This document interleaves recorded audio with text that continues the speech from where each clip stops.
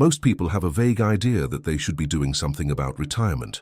Save more, invest earlier, think long-term. They hear this advice constantly, nod along, and then go back to living exactly the same way they were before.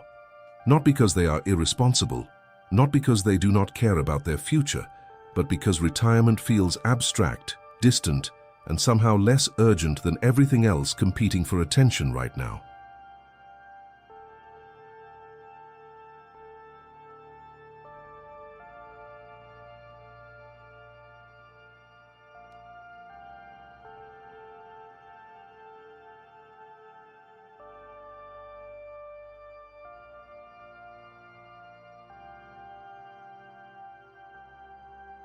The problem is not that people lack information about retirement.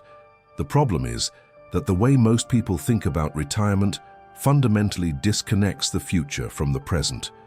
And that disconnection is costing them in ways they will not fully understand until it is very difficult to correct. Let us start with something that almost no one does honestly. Sit down and picture, in concrete detail, what your life will look like at 70 if you continue exactly as you are right now.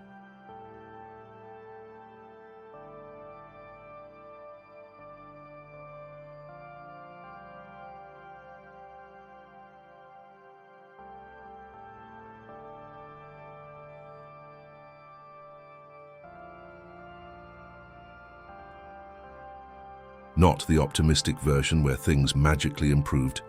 The realistic version, the same spending habits, the same savings rate, the same avoidance of the subject. What does your day look like? What do you have access to? What does your level of financial dependency look like? Most people cannot complete that exercise without some level of discomfort. And that discomfort is not a bad thing. It is information.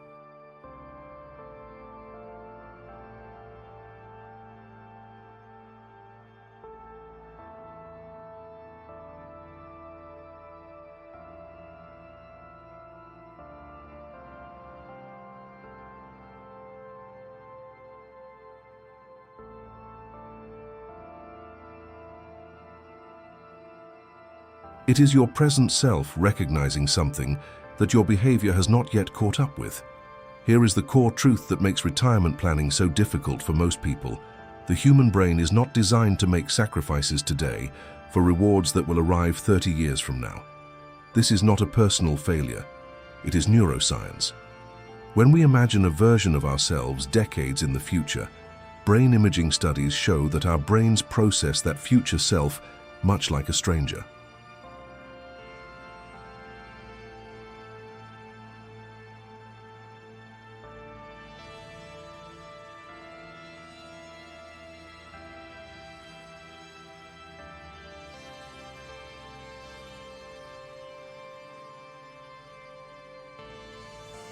Not like us, like someone else, and it is very hard to make genuine financial sacrifices for a stranger.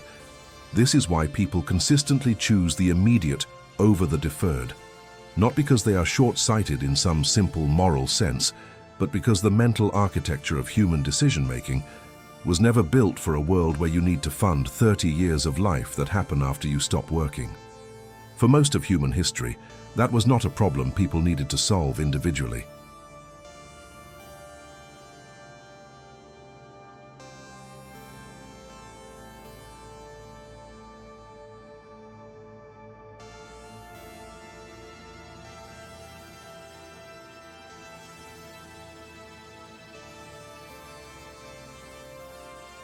You worked, you were supported by family and community, and the timeline was much shorter. The modern reality is completely different. You are now largely responsible for funding a period of your life that could last 2 or 3 decades, during which you will have no active income, likely increasing medical costs, and a standard of living that reflects every financial decision you made or avoided in the previous 40 years. That is the actual weight of the situation.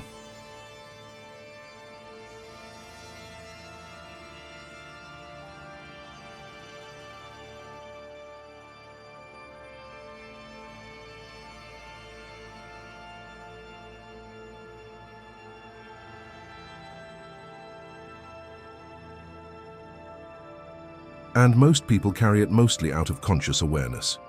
Now let's look at the beliefs that keep people from taking this seriously. The most common one is simple postponement logic. I will start thinking about this when I am more stable financially. This sounds rational. In practice, it functions as an indefinite delay because financial stability, in the absence of intentional structure, rarely arrives on its own. The person who says this at 30 says the same thing at 35.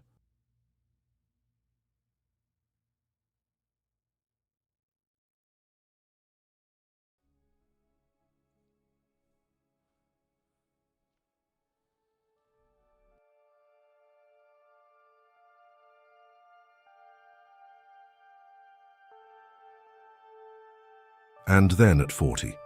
And by the time the urgency becomes undeniable, the most powerful tool available for building long-term wealth, which is time, has already been spent. The second belief is one of passive expectation. Things will work out. Maybe a pension will cover it. Maybe the government will help. Maybe the kids. Maybe something changes.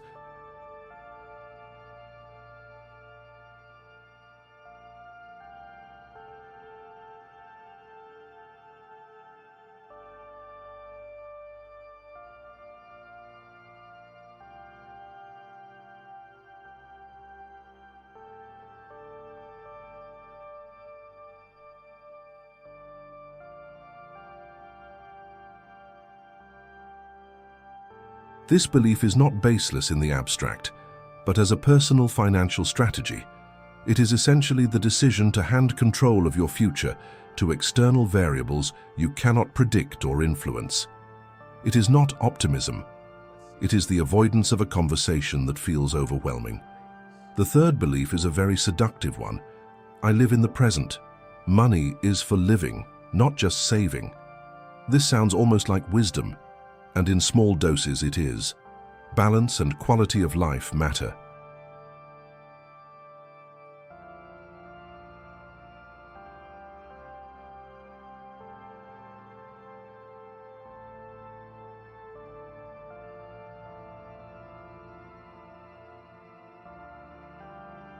But when this philosophy is used as a consistent justification for spending everything available today, it is not a life philosophy.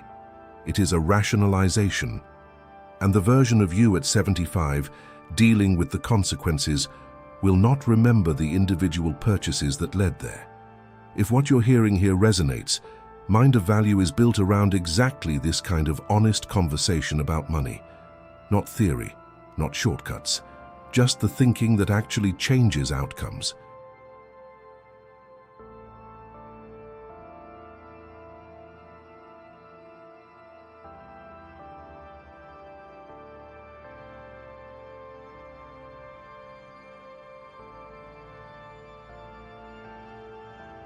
Let us get into what actually works, in practical terms that do not require a perfect income or a financial background. The first thing that matters is not how much you save. It is that you start and that you make it automatic. The most financially consistent people are not necessarily the ones who earned the most or had the most discipline.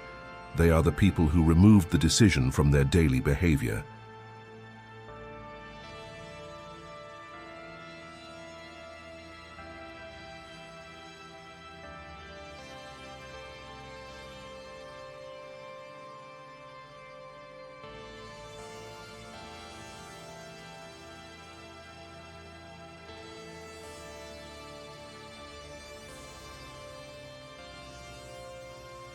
They set up an automatic transfer on the day they receive income, before they see the money, before they can contextualize it as available.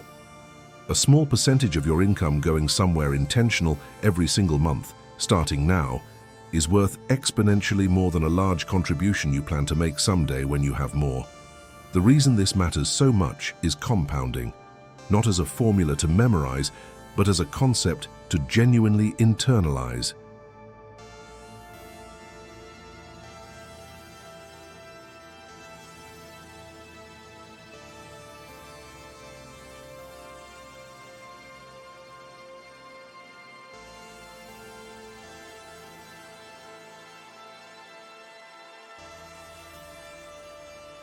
Money that has time to grow does not grow in a straight line.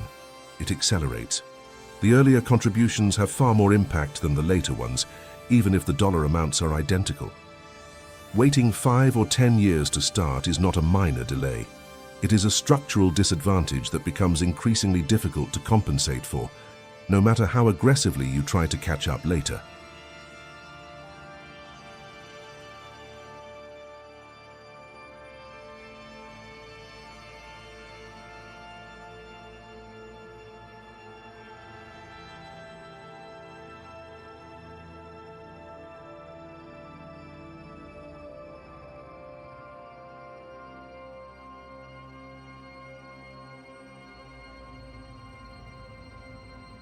The second practical element is getting honest about the gap between what you think you are saving and what you are actually saving.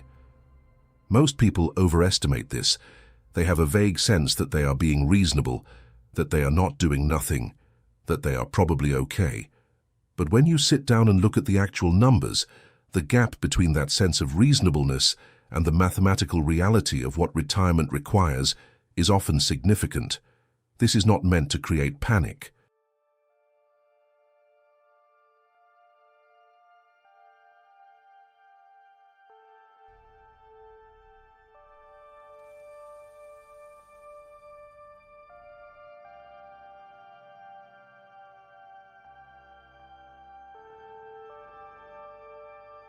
It is meant to create specificity. Vague concern about retirement keeps people anxious but inactive. Specific information, even if uncomfortable, creates the possibility of actual decision-making. Knowing the real number means you can do something with it. Not knowing it means you are operating on hope. The third element is separating the concept of retirement saving from the concept of investment complexity.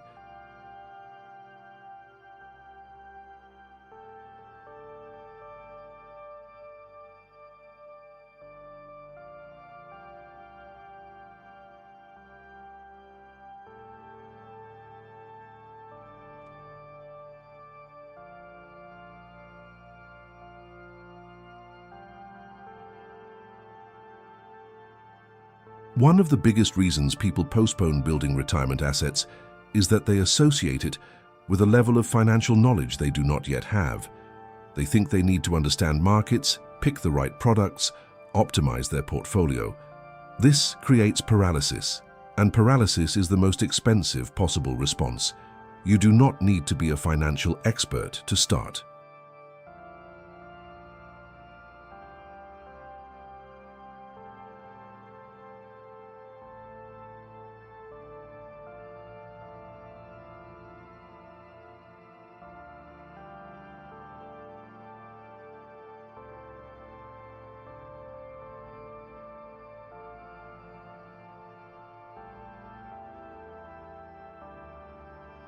The most important decision by a wide margin is the decision to consistently allocate a portion of your income to long-term growth before you can spend it. The specific vehicle matters far less than the consistency of the habit. Start with what you understand. Build knowledge gradually, but do not let the complexity of the advanced version prevent you from beginning the basic version today.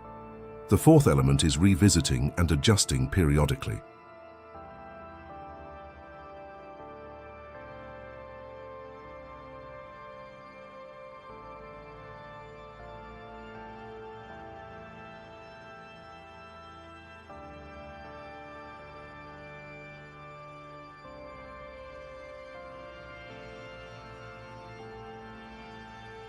Building retirement savings is not a one-time decision. It is a living process that responds to your income, your expenses, your life changes. As your income grows, the percentage you save should grow with it. If you take on debt, your plan needs to account for the timeline. If your circumstances change significantly, the plan should be updated. This is not about obsession, it is about not setting something up once, forgetting about it, and assuming it will take care of itself.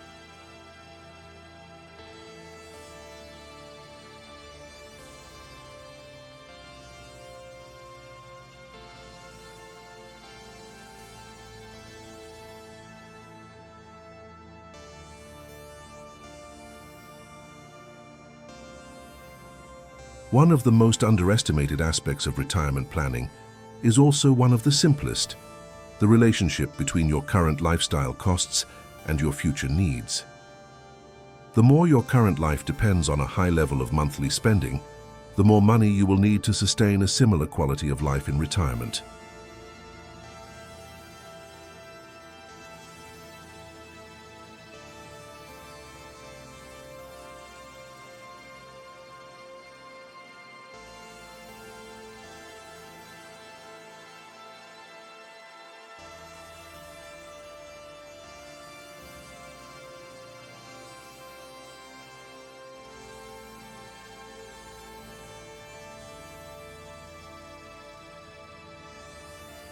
People who build lives with lower structural costs have a genuine advantage here, not because they sacrifice quality of life, but because they have reduced the target they need to hit.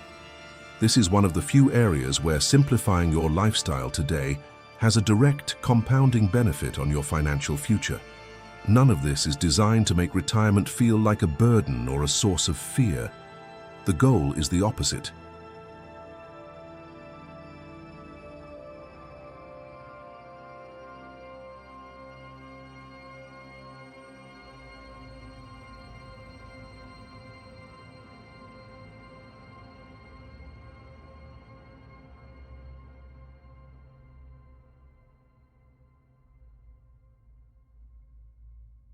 The people who have done the honest work on this, who have built intentional systems and let time do its job, experience retirement not as a financial crisis, but as the result of a long series of small, consistent decisions that accumulated into something meaningful.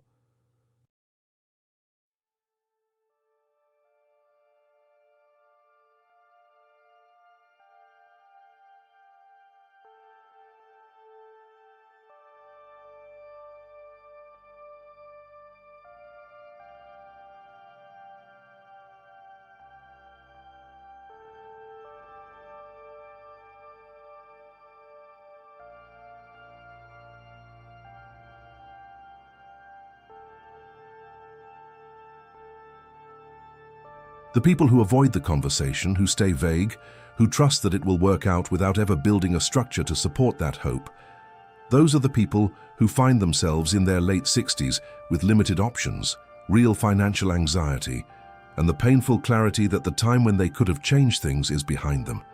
This is not a judgment, it is a pattern. And like all patterns, it can be changed before it becomes irreversible.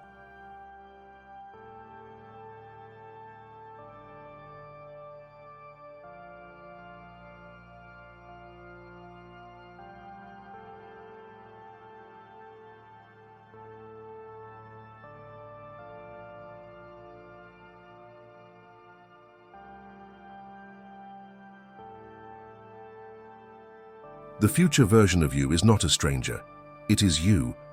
And what you decide to do or not do in the next 12 months will become part of the foundation that person either stands on or struggles with.